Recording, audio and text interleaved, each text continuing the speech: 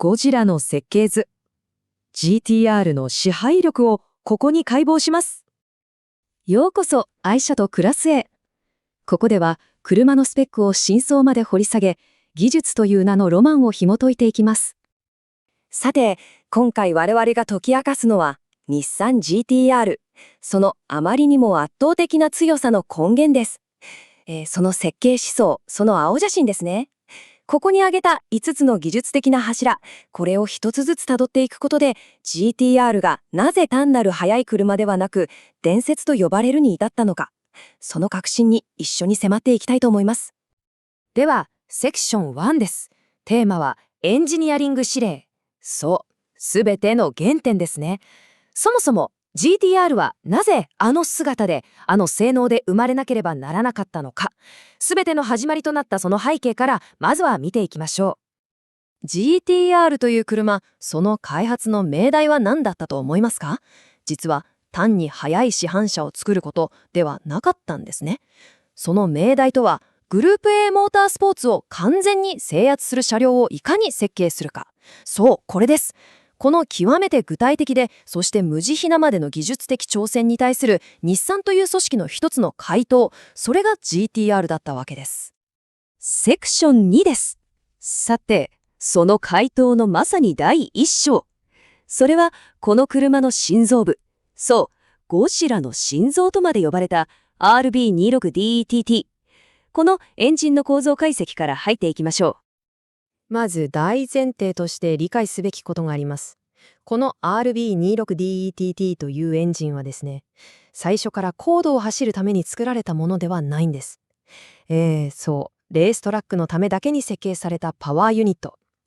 その設計思想のすべてが勝利、ただその一点に収束しているんですね。そしてこれがいわば公然の秘密というやつですね。市販スペックで謳われていた280馬力。これはあくまで表向きの顔に過ぎません。このエンジンの心臓部、鋳鉄製のブロックはですね、グループ A のレースで要求される実に600馬力。この途方もない出力に全く音を上げることなく耐えうるように、そう、意図的に過剰設計されていたんです。では、その性能を理解するために、一つ重要な概念を定義しておきましょう。それが、バルブオーバーラップです。これは何かというと、エンジンの吸気バルブと排気バルブ、この両方が同時に開いているごくわずかな時間のことですね。この時間が特に高回転域での充填効率、つまりどれだけ効率よく混合気をシリンダーに送り込めるかを左右する非常に重要な要素になるんです。さて、このデータを見てください。これが RB26DETT がいかに得意なエンジンであったかを見事に物語っています。まず、レース仕様。こちらは61度という、かなり大きなオーバーラップを持っています。では、市販仕様はどうかというと、驚きますよ。なんと、0なんです。0度。オーバーラップが全くない。これはもちろん偶然なんかじゃありません。明確な、そしてある種狂気じみた意図を持った設計上の数値なんです。では、なぜ0なのか、普通はありえないセッティングです。その答えは、低中速域の扱いやすさ、これをある程度犠牲にしてでも、とにかく最高出力付近でターボチャージャーの効率を最大化させるため、つまり高速域でのどこまでも続くような伸び、これだけを重視した極めて得意なセッティングだったんですね。一般的なチューニングの考え方とは全く逆の発想と言っていいでしょう。セクション3です。さて、ゴジラの心臓が生み出した凄まじいパワー、それをどうやって路面に伝えるのか。次に見るのは、この車の知性とも言うべき部分、駆動系 ATTS-ETS です。このシステムの解析に移りましょう。アテサ ETS。このシステムの本質をまず押さえておきましょう。これは常に4つのタイヤを駆動する、いわゆるフルタイム 4WD とは少し違うんです。基本は FR、そう、後輪駆動なんですね。そしてリアがスリップしたその瞬間を検知して最適なトルクを前輪へオンデマンドで、つまり必要な時だけ配分する。このあくまで FR を基本とする思想、FR バイアスこそが GTR の独特な運動性能の核になっているんです。では、このシステムの具体的な構造を見ていきましょうか。まず、G センサーと各車輪のスピードセンサーが車両のあらゆる状態を常に監視しています。そのデータは ECU、つまりコンピューターに送られる。そして ECU が瞬時に演算を行い、油圧で湿式多半クラッチを制御して前輪へのトルクを配分する。この一連の流れがですね、実に100分の1秒、ミリ秒単位で行われているわけです。これによって前輪にかかるトルクが0から50まで完全に自在にコントロールされるんですね。では実際にコーナーを曲がるとき、このアッテサ ETS がどう動くのか、その制御ロジックを順を追って見ていきましょう。まず、コーナーへの入り口、ターンイン。ここでは車をスッと曲げたいですよね。なのでシステムはほぼ0対100、つまり完全な FR 状態で俊敏な回答性を確保します。次に、コーナーの真ん中、ミッドコーナー。ここで車体の向きが変わり、リアが滑り出すのを検知すると、システムが動きます。瞬時にトルクを前輪へ送り、車体をぐっと安定軌道に乗せる。結果として、車の挙動はドライバーが予測しやすい穏やかなアンダーステアに落ち着くんですね。そして、いよいよコーナー出口。ここでアクセルを踏み込むと、トルク配分はトラクションが最大になるように、例えば30対70といった比率に最適化される。こうしてあの異次元の脱出加速が生まれるわけです。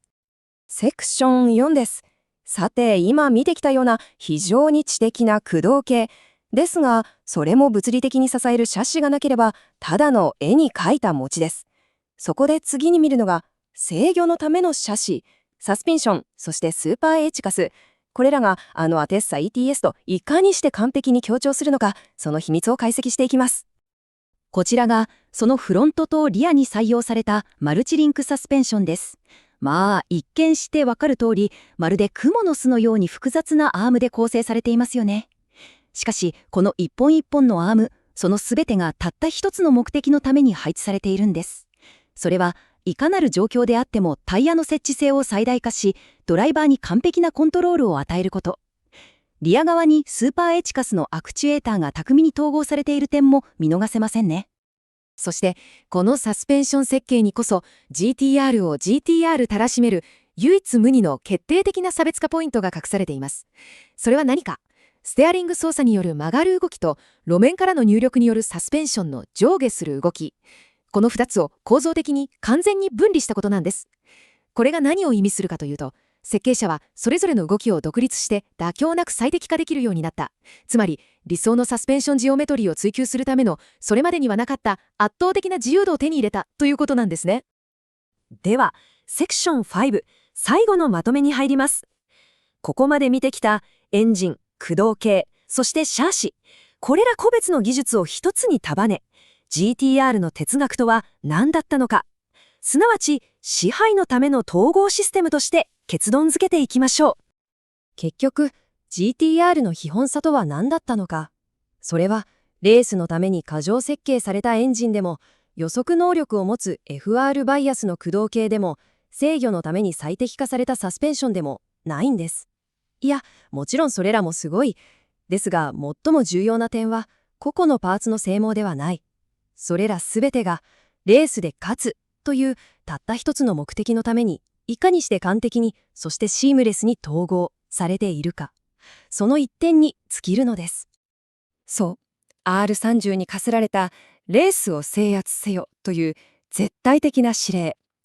そこから生まれたこのエンジニアリングの青自身こそが GTR という血統のまさに魂そのものになった。そしてそれは後の R34 のような我々が愛してやまないアイコンたちを定義づける普遍の設計思想として今もなお受け継がれているんですね。構造を知れば走りはもっと深くなる。今回の技術解説が興味深かった方はぜひ高評価とチャンネル登録をお願いします。また次回の動画で知的なカーライフを共にしましょう。